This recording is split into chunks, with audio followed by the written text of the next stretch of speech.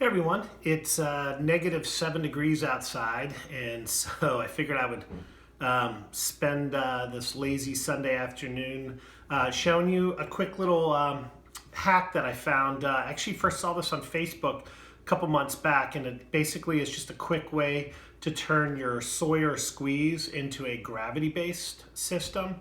So the first thing I have here is this is known as a cyclone tube, also known as a tornado tube. It's basically you attach two bottles to either end filled with water, and then you shake it and it creates a vortex.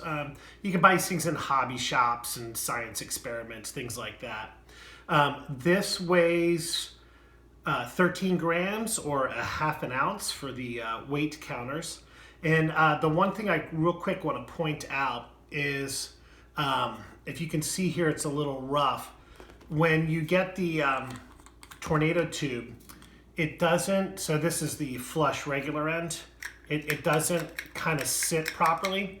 So I just took a steak knife and cut off 1/8 of an inch, and it screws on and sits perfectly.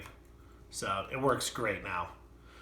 Now, you don't have to do anything to the other end because all of your traditional bottles or bags or anything like that all seat perfectly with inside. It's just the actual Sawyer squeeze side.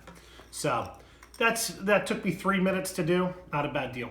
These things cost about anywhere from $2.50 to $6 on Amazon.com. Depends, if you have Prime or how long you want to wait for it. But it's a neat little hack. And basically, what you do is you use your Sawyer squeeze, and you just take this off, and you attach the tornado tube, and then whatever you want to filter your clean water into. And then what I have on this side is I've got a Sawyer bag with a little piece of glow wire line on it. So I could fill this up with the dirty water and then put it into my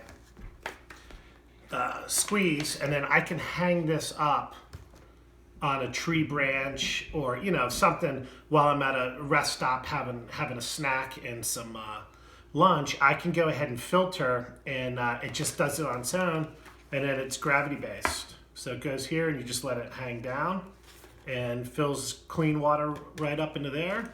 Also works well with the Evernew system as well. So I've been using the Sawyer bag for a while, and I know they have a habit of breaking, but I follow the way that Sawyer recommends, which is rolling it up that way instead of like squeezing. And like I said, I've taken this with me for 1.5 years. I keep waiting for it to burst, and it hasn't. Now, with that being said, I just put some knife holes through there when I did this line. But on the Evernew, I'm going to actually put a grommet system in, just because these bags are a little bit more expensive. I tend to treat these a little bit nicer. And so I'll use some grommet holes just to prevent any kind of long-term tearing. And